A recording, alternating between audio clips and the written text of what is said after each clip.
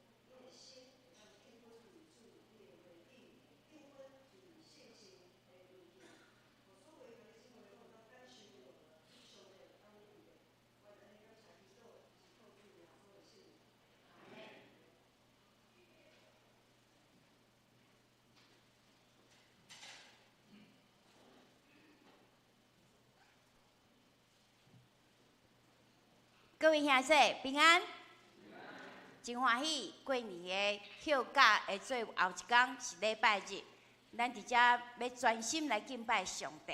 伫咱要做礼拜的大先，请咱先来团练信息，请咱掀开信息400首，400首，救主愿意做我牧者。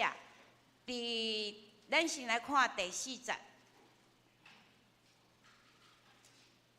第4节第1句，400首第1节的第1句，愿要细汉爱亲近你，爱亲近你，爱要听探你的命令，爱哦吼，迄个爱是爱，心爱准爱备办通接纳。好，咱看第3节，愿你听阮到永远，一样是爱。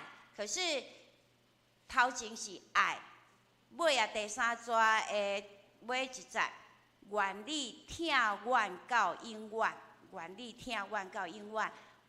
第4节是阮要细汉爱亲近你，吼好，咱来唱第1节甲第4节。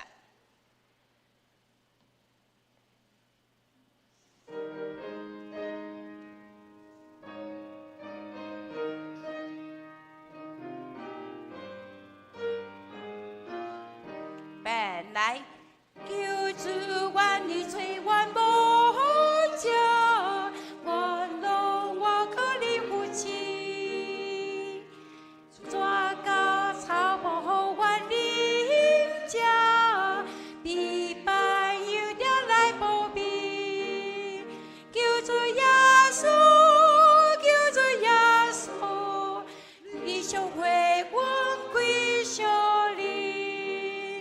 求主耶稣，求主耶稣，我祈求归我归小你。第4节，愿要细汉爱亲过你，爱要听他的命令，心爱必办当家老你，哦你莫有家罪行。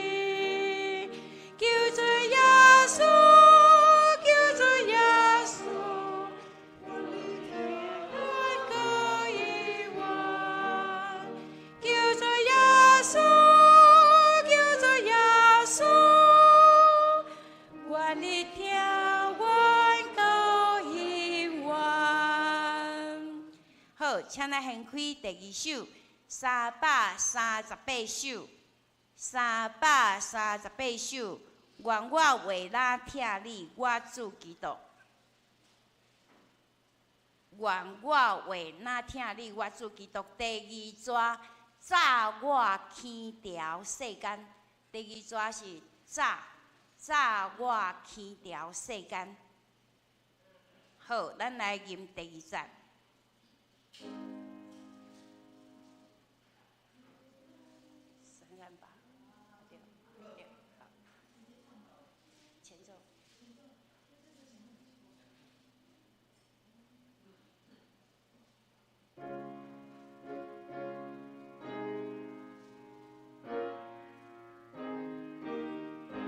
本来早我去了世间，安乐地，但我愿帮得好，专心做你，一心基督无离。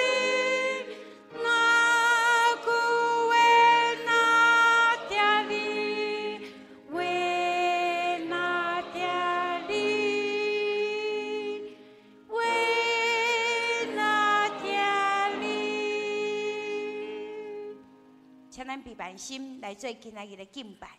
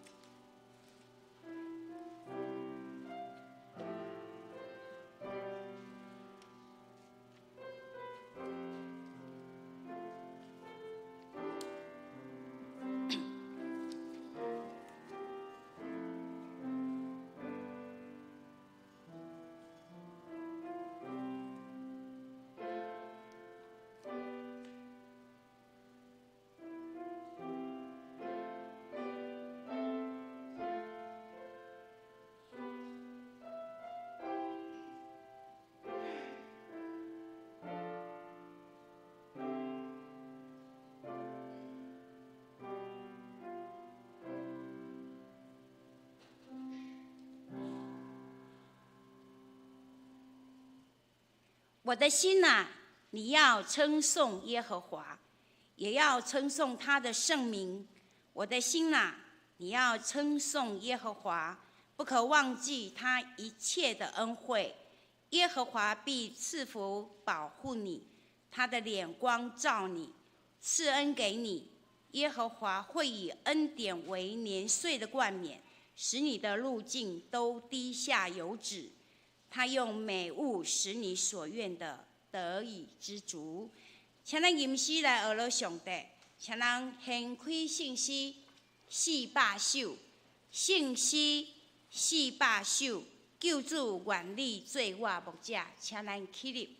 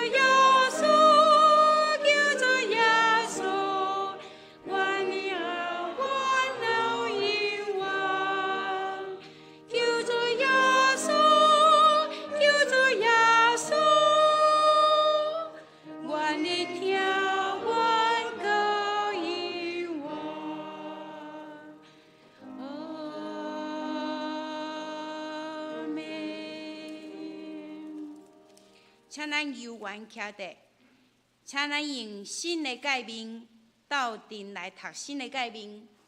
新的界面，请你着尽心、尽性、尽意听主你的上帝。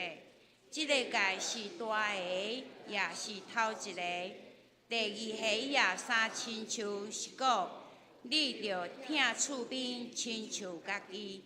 这两条界是全律法甲先知的总拳头。我用新的界面予恁，就是恁着三听，亲像听恁，你也着安尼三听。你若三听，众人要对安尼知，恁是我的学生。请坐。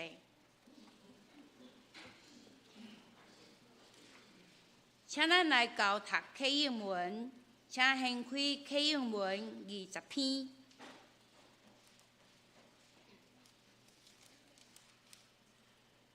启应文第20篇。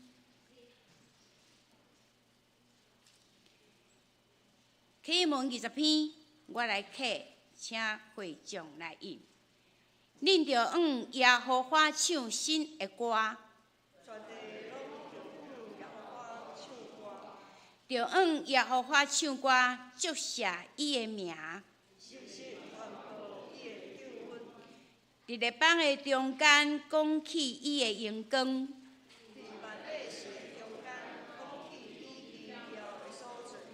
因为耶和华最大，应该受极大的恶乐。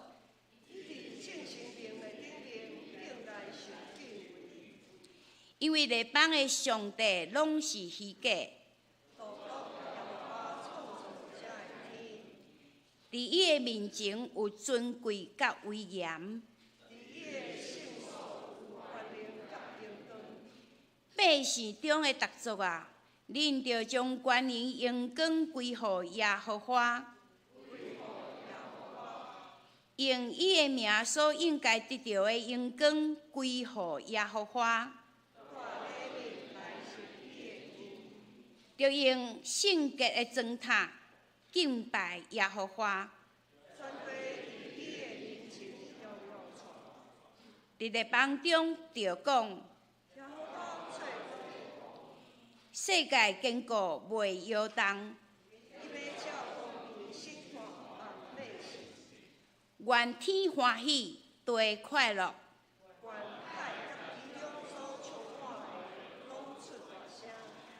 愿田园甲其中所有的拢快乐。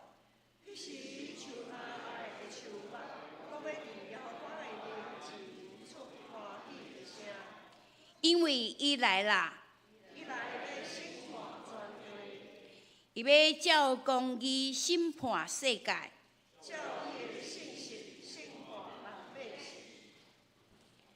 咱同心来祈祷。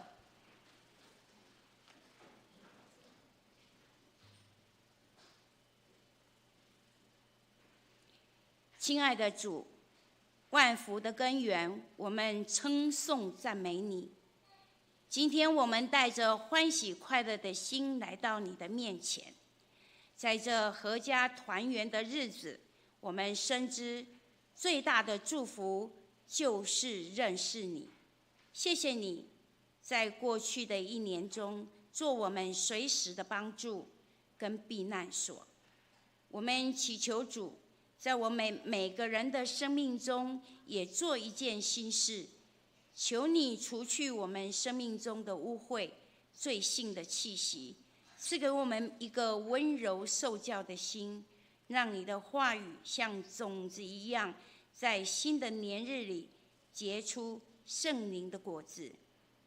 求主圣灵亲自运行在我们中间，开启我们的耳朵，听见你的声音，坚固我们的心，好使我们在未来的日子里，无论得时不得时，都能靠主得胜。我们感谢赞美你，我们也要特别将新的1年交托在主的手中，求主赐福给我们国家平安，教会兴旺，赐福在座的每一位长辈、青壮年与孩童，都得主的保守。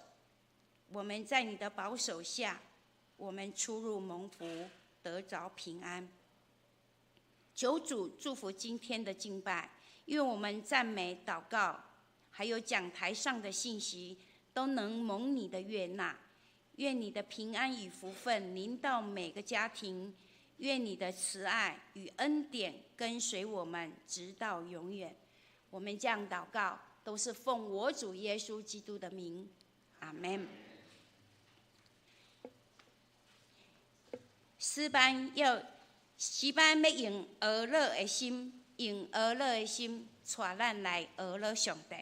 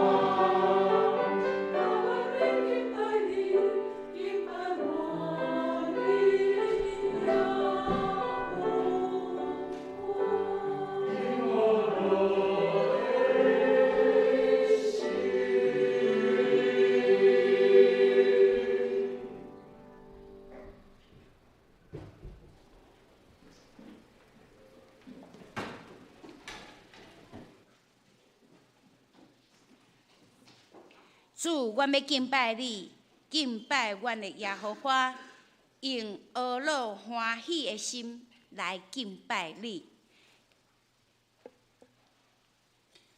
咱来看今仔日牧师要讲道题目的经文，请咱掀开约翰福音，约翰福音新约圣经约翰福音第1章，咱要为14节看到18节。约翰福音第1章14节到18节，咱周报的后面嘛有。今仔日是合同礼拜，我要用台语甲华语拢读一摆。约翰福音第1章14节，道成肉体，徛起伫咱中间，有恩典甲真理满满，佮阮捌看见伊的荣光。亲像独生的囝对爸所得到的荣光，约翰为着伊做见证，就讲：即个就是我所讲，煞尾我来的，诚做我的代先，因为伊本代先我伫地，因为对伊的充满，咱拢有所受，就恩典煞接恩典，因为律法是对摩西来传。恩典甲真理是对耶稣基督才有，袂捌有人看见上帝，只有伫爸心怀中独生的囝有表明伊。约翰福音1章14节到18节，道成了肉身，住在我们中间，充充满满的有恩典有真理。我们也见过他的荣光，正是父独一儿子的荣光。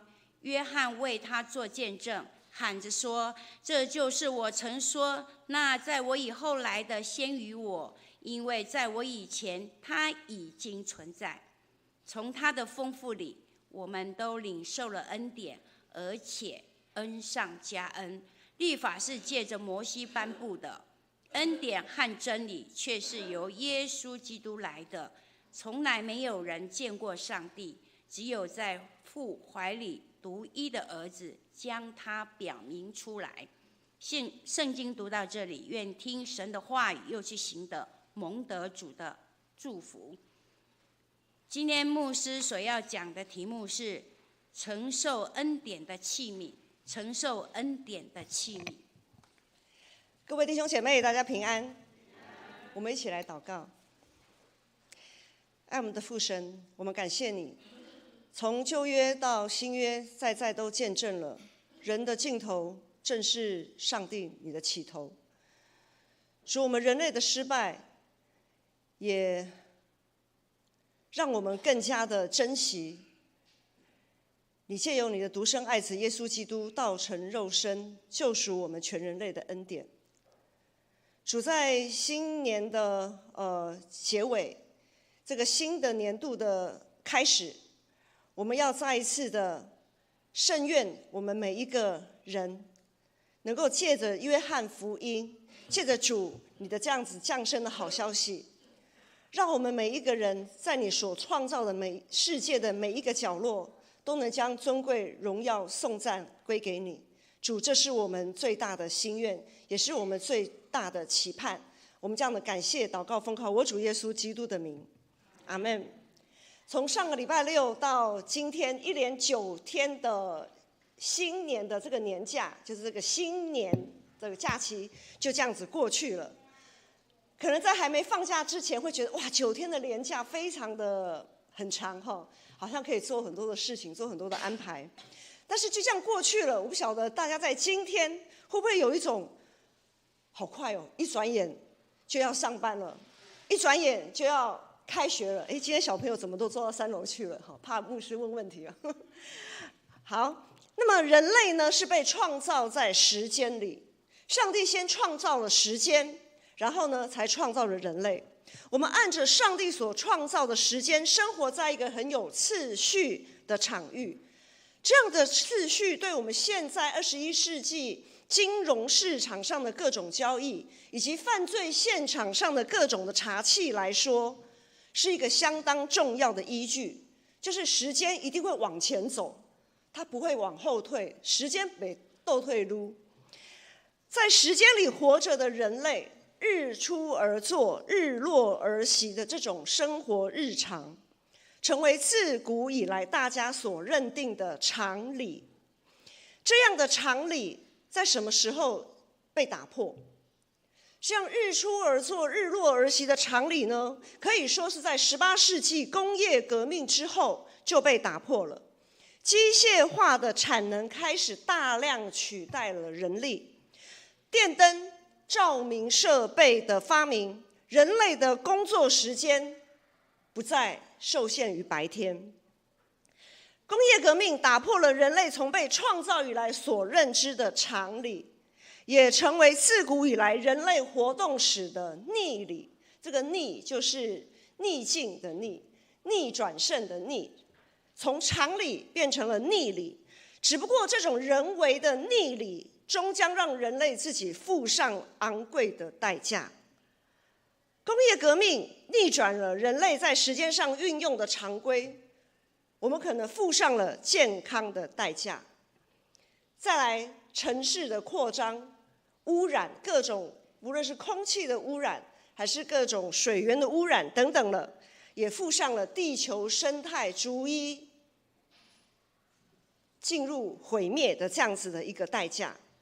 许多负面不可逆的影响都在21世纪，在过去可能不是那么的明显，但是进到21世纪，许多不可逆的影响一个一个都跑出来。人为的逆理终将造成人类不可逆的伤害，然而从上帝来的逆理却不是如此。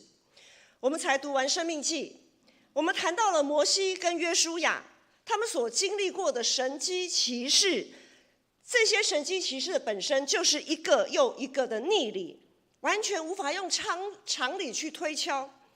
那些逆理是上帝的恩典与救赎，是上帝的提醒以及赦免。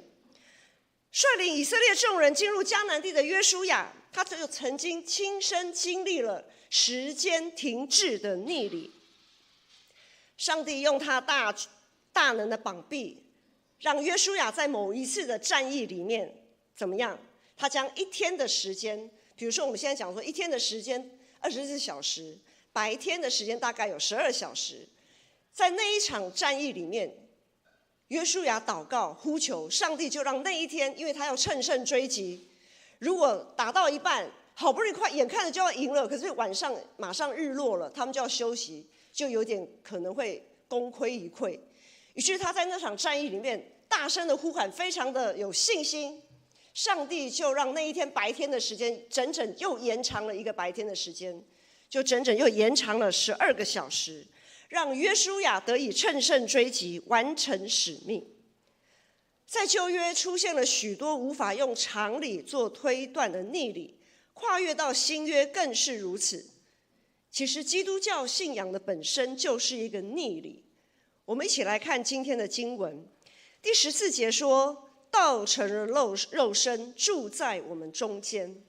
这个道在狭义上就是指上帝在旧约时期借由摩西在西奈山上所颁布的律例典章。那么在广义上呢，除了那些律例典章，还有上帝所说的一切话，也包括上帝的意念，还有上帝的属性，比如他的圣洁、他的公义、他的怜悯、信实、恩慈、良善等等的属性。道成肉身，简单的来说，就是至高上帝借由耶稣这个人的肉身，向人类展示他自己，展现他自己，启示他自己。借着耶稣，上帝把他的所有的一切向世人启示出来。第18节说，从来没有人见过上帝，只有在父怀里独一的儿子将他表明出来。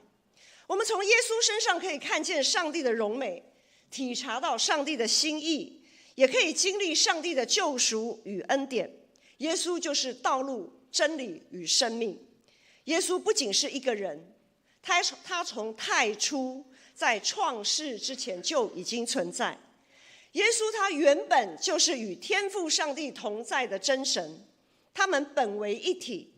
但为了天父救赎的计划，所以耶稣他甘愿从一位真神谦卑虚己，成为一个真正的人，活在时间里面。一位神竟然会想要成为人，这对所有人类来说是无法理解的逆理。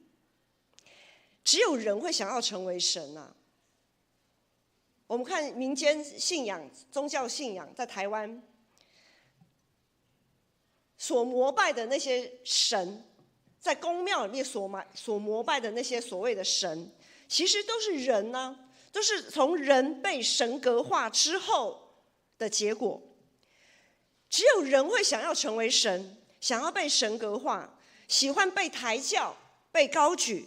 一旦坐上属于自己的神坛，就会想方设法透过各样的权力、势力，让自己能够做得更稳，做得更好，也做得更长久。绝不允许自己被打落神坛，更别说是道成肉身，住在平凡人的中间。这样看来，不断向上攀爬、被抬轿、坐稳神坛等等，对人类来说，几乎可以算是一种常理。比如过年，我们都有一些祝贺的话，通常在外面都是怎么样？升官发财，对不对？步步高升，都是为了想要爬上某一座神坛。这对世人来说，这对这个世界的价值观来说是一个常理。然而人类历史却无法替自己所建构的常理做见证，因为这一些所谓的常理无法胜过世界，甚至已经会被世界吞没。那些在世界上拥有影响力、看似坐稳神坛的人，不论是政治领袖或是企业大亨等等，他们终将会成为过去，并且他们会跟之前的人、历世历代的人一样，会留下许多需要解决的问题。那些曾经坐拥神坛的名人，带动了18世纪的工业革命。在历史课本上面，我们都有读到，哇，谁谁发明了什么什么什么，带动了一波经济起飞。这些坐拥神坛的名人，带动了18世纪的工业革命，开创了19世纪的帝国主义。到了20世纪的前半叶，许多政坛领袖更直接、间接地引爆了2次世界大战。于是就延伸出许多殖民地，之后就许多殖民地的问题，再衍生出一些人权的问题，殖民地的解放，还有殖民地隶属的种种争议。整个20世纪都处在一个极不稳定的状态。人类不断在建构神坛，在抬轿跟被抬轿的过程当中，不断制造问题，也不断解决问题，但又会制造更多的问题出来。当我们进入21世纪，发现生态问题越来越严重。我想我们这边在大概应该是60-70岁以上的长辈，在你们成长的过程当中，应该这种生态问题应该没有出现在你们的脑海里面。可是现在出生的孩子，他们所面对的，他们所听见的，他们所知道的，跟生态问题是息息相关。当我们进入21世纪，发现生态问题越来越严重，摧毁健康的地雷处处可见，人与人之间的关系在看似热络的网络平台上，却又常让自己暴露在一种无法安息、无法安静的焦虑状态。其实以牧师来讲以牧师来讲，这个网络虽然在我们牧会生活上有很大的方便，但是以前呢，通常过去的弟兄姐妹就是有事情，正常来讲有事情才会打电话给牧师。好，牧师会用接电话的。现在年轻人可能打电话这个事情有点陌生啊，因为都是传讯息啊、LINE 啊什么的。好，在过去的牧者可能一天好吧，顶多接个1-2通电话，但是现在的牧师不一样，3不5时，每1分钟、每1小时都要关注 LINE 的群组信息了。我们的群组又特别的多。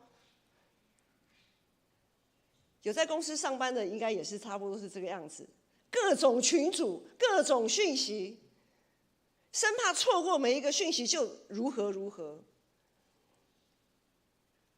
我们也算是被网络绑架的这个时代，真的是很难。我们的焦虑是在于，万一我们漏了什么样重要的讯息呢？在这么多的讯息当中，我们真的很难一一去检视。在网际网络的时代，一个人的价值很容易被稀释掉。怎么说呢？因为我们的能力所及的范围，在我们所能接触、我们所能够应付、我们所能够去处理的，我们讲说脑容量啦，或我们讲说现在在对于科技人来讲，就是那个硬体的那个，就是它的记忆体可以容许的那个运转的那个范围。在我们所能接触人事物的这个分母突然变得很大。以前我们可能以牧师来讲，我们一天可能接个2-3通电话就不得了了。可是现在我们要应付的讯息可能是200-300条讯息在一天之内。当这个分母变得非常大的时候，我们就会每天疲于奔命，应付我们所接收到的讯息量。弟兄姐妹，当我们每天在有限的时间之内打拼，到底是要爬上哪一座神坛？各位在明天就要上班上课了，又要开始一个新的学期，新的一个年度。我们到底是要爬上哪一座神坛？是想要证明什么？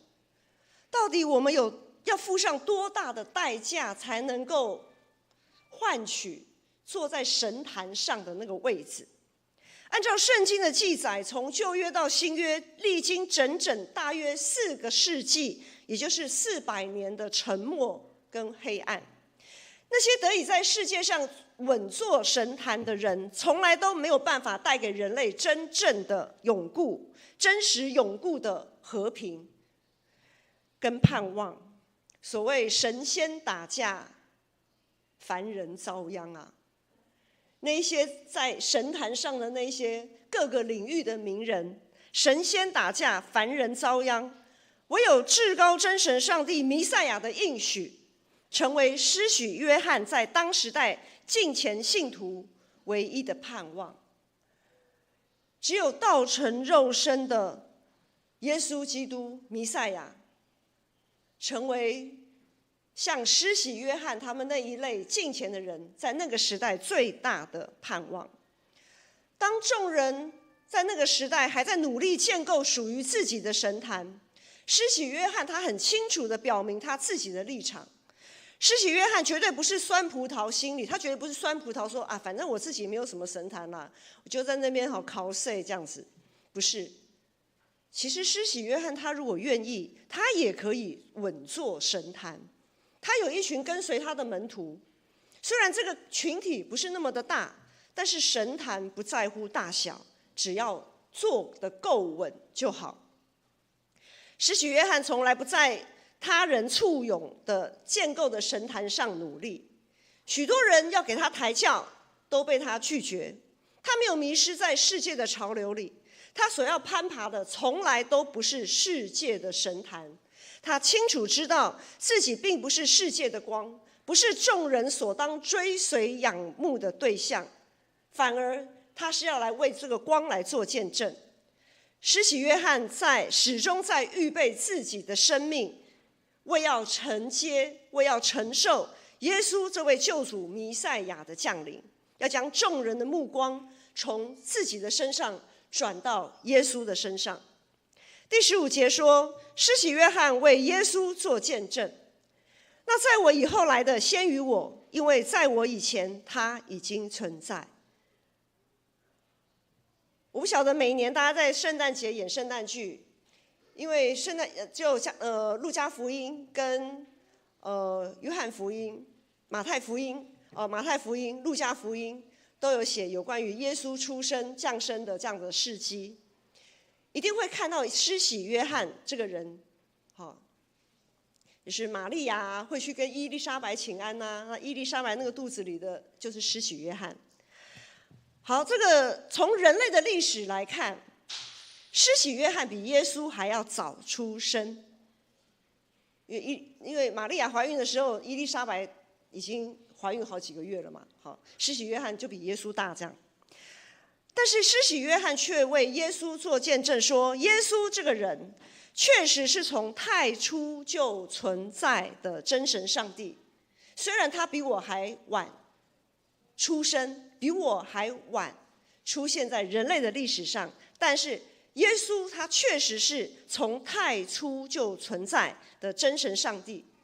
耶稣这个人虽然他是一个完全的人，但是他也是一个完整的一位神，也就是他们素来所等候的弥赛亚。耶稣道成肉身救赎的恩典，让施洗约翰彻底摆脱了他的某些门徒总想要好像众星拱月一样把他捧在神坛上那样子的拉扯。在这个过程当中，有些门徒说，老师你就是那一位我们当追随的。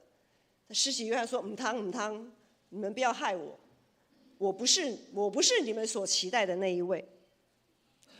当耶稣基督道成肉身，施洗约翰他总算能够得偿所愿，看见应许的实现，他也总算能够清楚地告诉那些一直想要给他抬轿的那些门徒说，你们当尊崇的是这一位耶稣，你们所当追随仰望的是这一位耶稣。耶稣道成肉身的逆理，让施洗约翰拥有了远离神坛的自由。他不用再跟他的门徒说一些那些有时候拉扯之间真的很烦。好，比如说有的时候牧师去探访某一位，牧师举个例子，牧师常常去探望一个老姐妹，他最后都会祝福牧师，牧师祝福你步步高升，祝福牧师步步高升。其实事后我跟一些牧师心里在想，我们是要高升到哪里去？我们是仆人啊，我们是上帝的仆人，我们真的不用步步高升啊。好，所以以后拜托不要祝福牧师步步高升，我们是上帝的仆人，我们是愿意服侍的一个人，这样。好，所以呢，耶稣道成肉身的逆理，让施洗约翰拥有了远离神坛的自由。虽然黑暗不接受光，虽然世上的神仙依然不断的在打架，但真光已经照进黑暗里。施洗约翰的心，他的心里是踏实的，是笃定的。就好像牧师也希望大家的心里是踏实笃定，是我们不需要什么步步高升。上帝的儿女这个身份，难道不就是最尊贵的吗？耶稣基督的门徒，我们是用他的宝血所救赎的，难道这个身份还不够尊贵吗？我们最尊贵的身份就摆在这里，我们还要高升到哪里去呢？施洗约翰的心是踏实是笃定的，他的生命因着耶稣而变得很丰富，他身处在那个向下沉沦的世代当中，依然满有恩典与盼望。当我们不断的想要爬上坐稳自己建构的那些神坛，耶稣道成肉身的逆理，耶稣为了我们愿意从一位真神上帝成为一位有限的人，成为我们的当头棒喝啊！我们在世上汲汲营营想要爬上去的那个神坛，到底能成为怎样的保障？我们会因为坐上某个神坛就感到满足吗？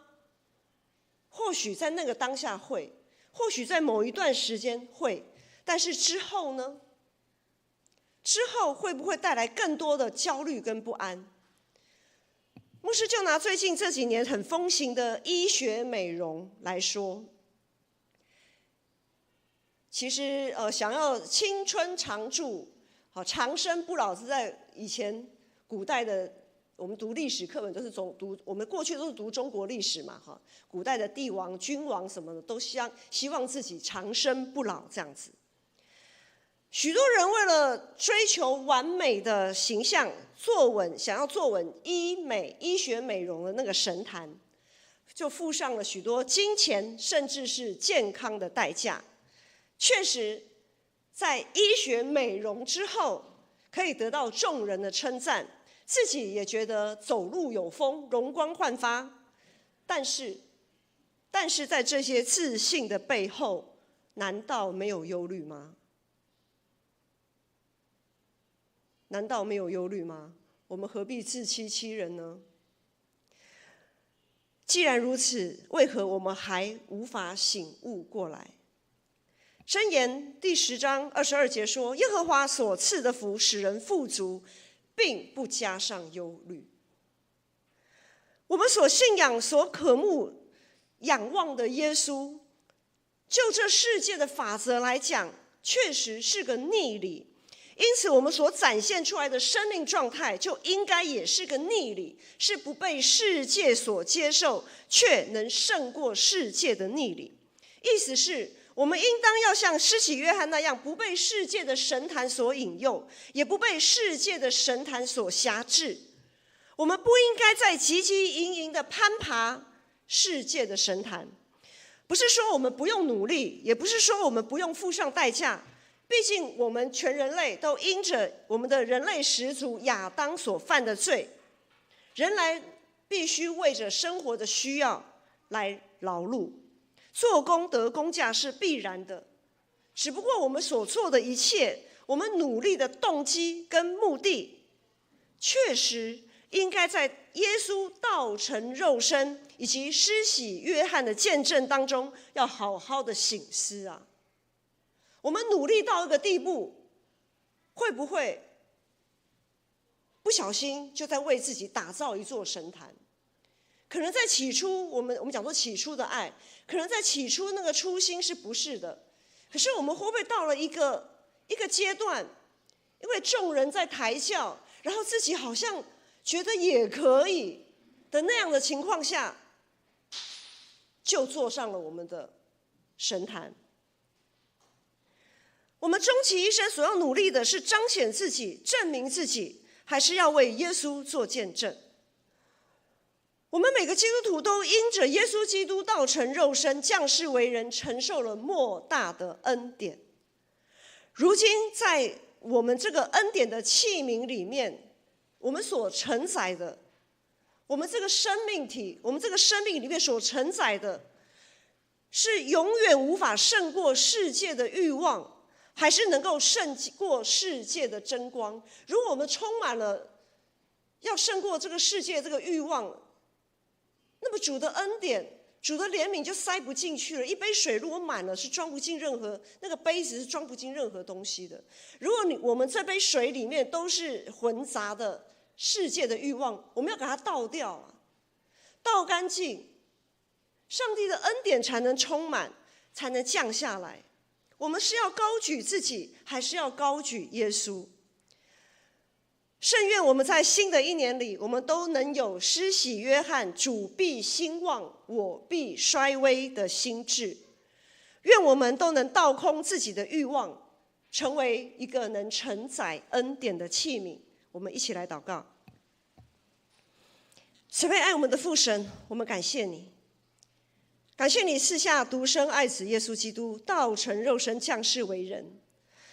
你对世人的爱与救赎就彰显在这样的逆理中。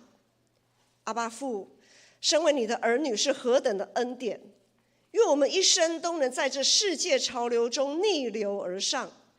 愿我们所攀爬的不是自己的神坛，愿我们所祈求的不是自己的荣耀，而是成为一个能配得承载恩典的器皿。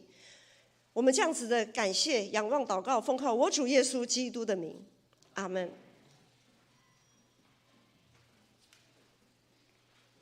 咱来吟诗回应上帝，请咱掀开圣诗338首，圣诗338首。愿我话哪听你，我主基督。圣诗338，请咱起立吟全首。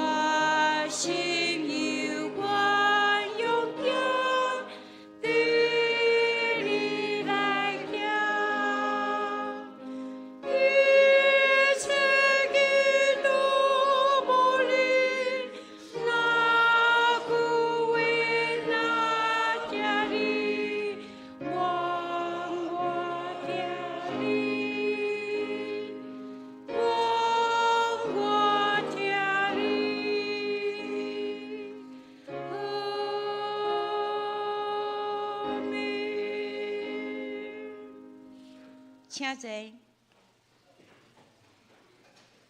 即贴咱备万心来奉献。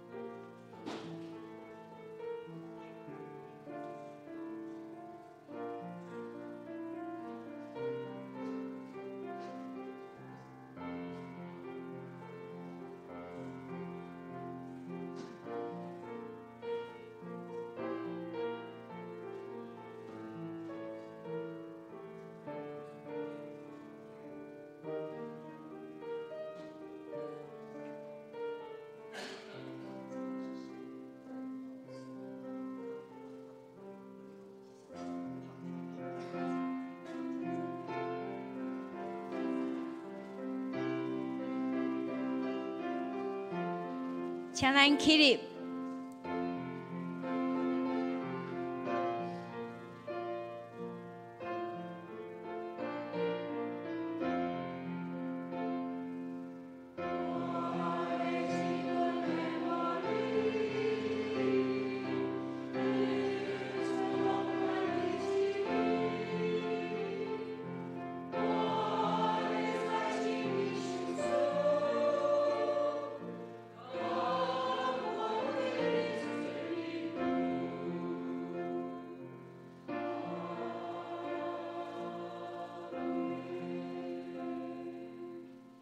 请坐。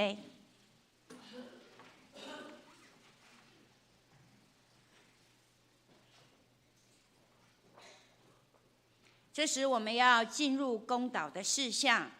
教会意向：成全众信徒，万民皆祭司。希望我们读经祷告，委身服事，彼此相爱。我来报告代祷的事项。第一，愿主帮助我们在新的一年里，能倒空在世界的欲望，分别为圣，成为一个配得承载恩典的器皿。第二，请我们为肢体陈王南、沈淑慧、陈丽水、赖清光、黄仁和、林春枝、杨若琳、简荣智、吴武龙、李以诺、陈秀荣、杨志坚、李雅娜、陈怡君，以及在坐月子的陈婉柔、林子瑜，还有在开刀休养的黄世明，以及我们为已故黄朝明的遗嘱、洪千惠的父亲、洪千惠的家族，我们为他们来代祷。第三，我们为社区关怀据点银华族即将开学，求主保守每位社区志工身心灵健壮，家庭安康。第四，愿世界上拥有优势的政权都懂得敬畏、仰望上帝的全能，知道自己不过是人，终将如飞而去。我们也为我们自己需要祷告的摆在主的面前，我们一起来祷告。亲爱的父神，我们满心的感谢你，谢谢你做我们的主，引导我们到教会来敬拜你。亲爱的父神，我们知道有你为我们最大的祝福，我们将所报告的代祷事项摆在主你的面前，愿主你亲自带领祝福在这上面。身体欠软的主啊，求你怜悯他们，在他们软弱的时候，主你的恩典同在，他们必刚强。在生病难受的时候，主你作为他们的支柱，与他们同在，让他们能胜过这样的忧伤。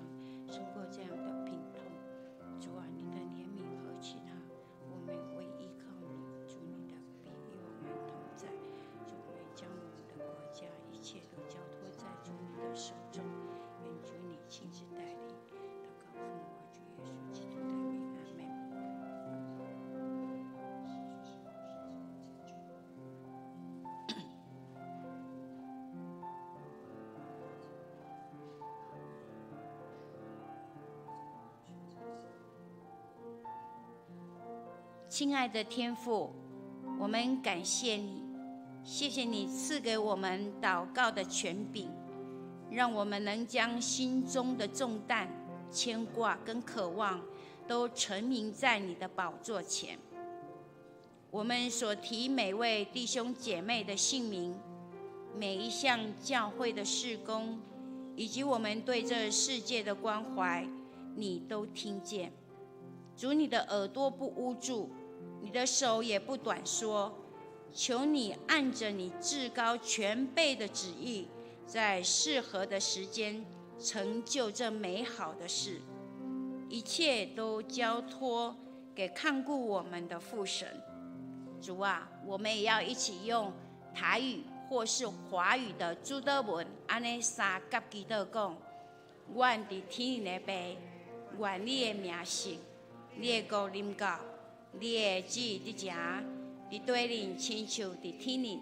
阮的日食今来互阮，赦免阮的辜负，亲像阮也有赦免过阮人。无得带阮入地狱，就救阮脱离迄个歹个，因为国、权能、荣光拢是你所有，代代无尽。阿们。咱来看周报。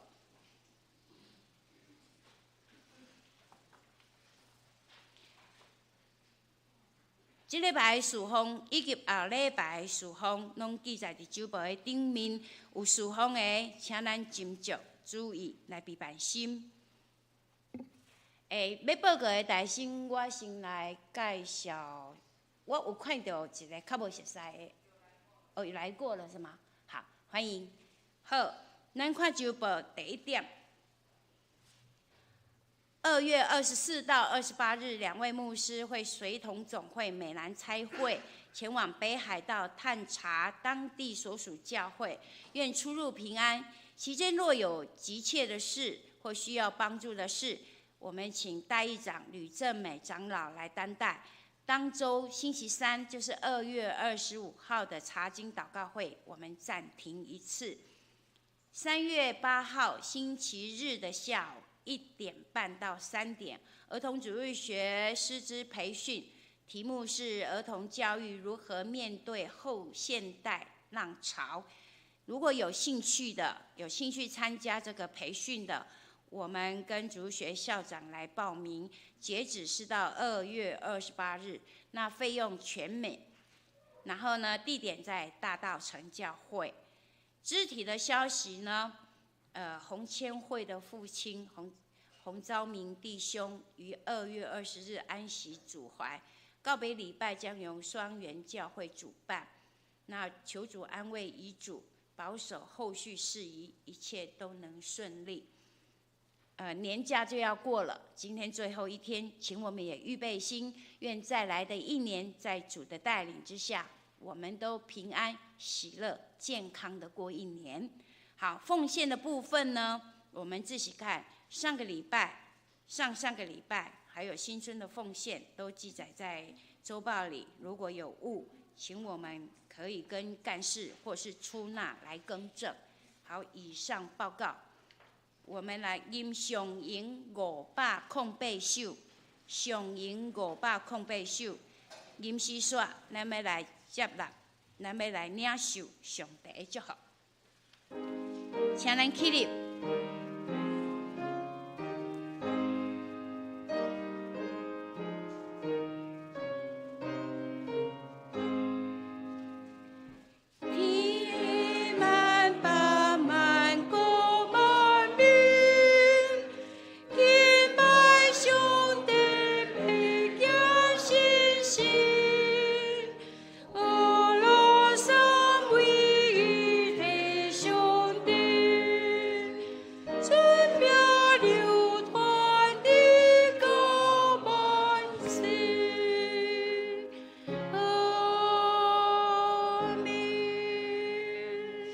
愿主耶稣基督的恩典、特别上帝疼痛、信心的扶持甲帮赞，互恁众人伫新的一年恩典线接恩典，对即时直到永世代无尽。阿门。